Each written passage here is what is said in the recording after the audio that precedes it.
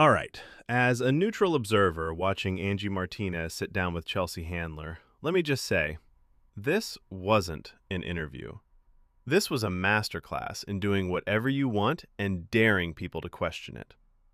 Opening energy. I'm alone, but make it empowering. The episode kicks off with this deep, reflective vibe about independence.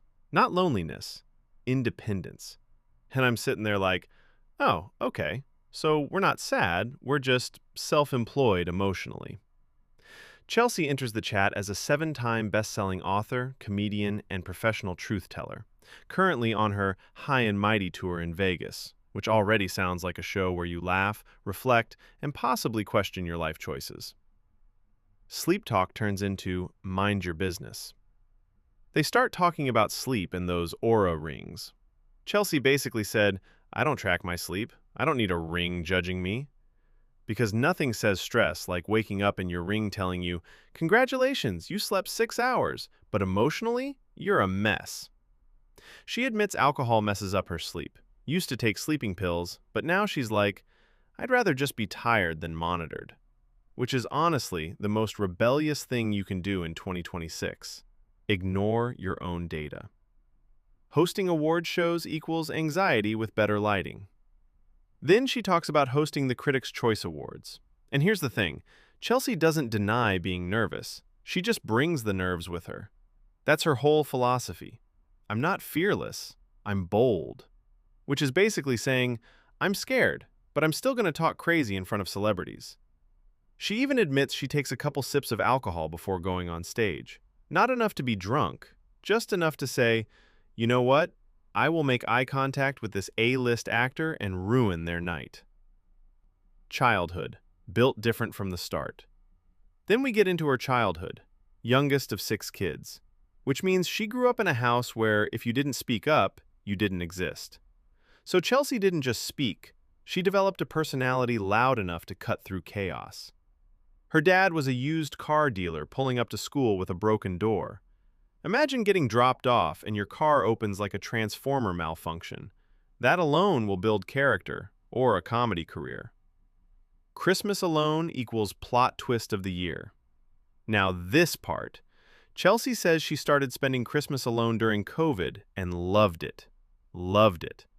While everybody else was like, I miss my family. Chelsea was like, I miss peace and quiet. That's when I realized she didn't cancel Christmas, she privatized it. Enter Cowboy. The plot thickens. Now we meet her boyfriend, nicknamed Cowboy. Not actually a cowboy, just hat adjacent.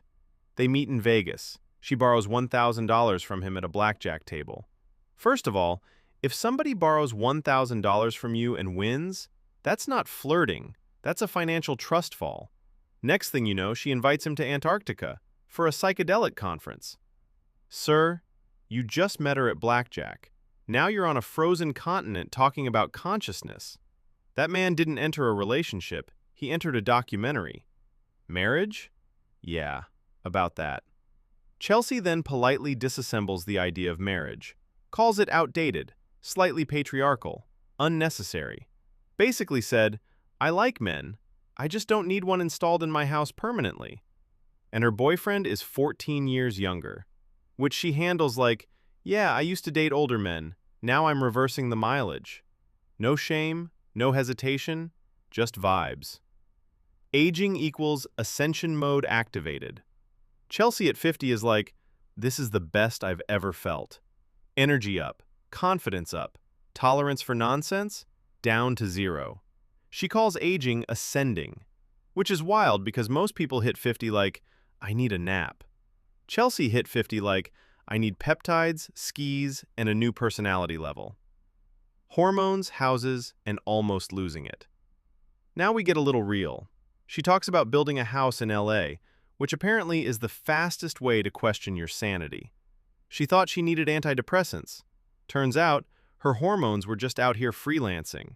Once she fixed that, boom, mood back, energy back. So the lesson is, before you panic, check your hormones. Because sometimes it's not life, it's just chemistry acting disrespectful. By the end of this interview, Angie Martinez went from interviewer to slightly influenced participant. Chelsea Handler turned life advice into stand-up comedy. And the entire conversation proved one thing. Confidence is just doing whatever you want, and explaining it so well people start questioning themselves instead of you. This wasn't just an interview.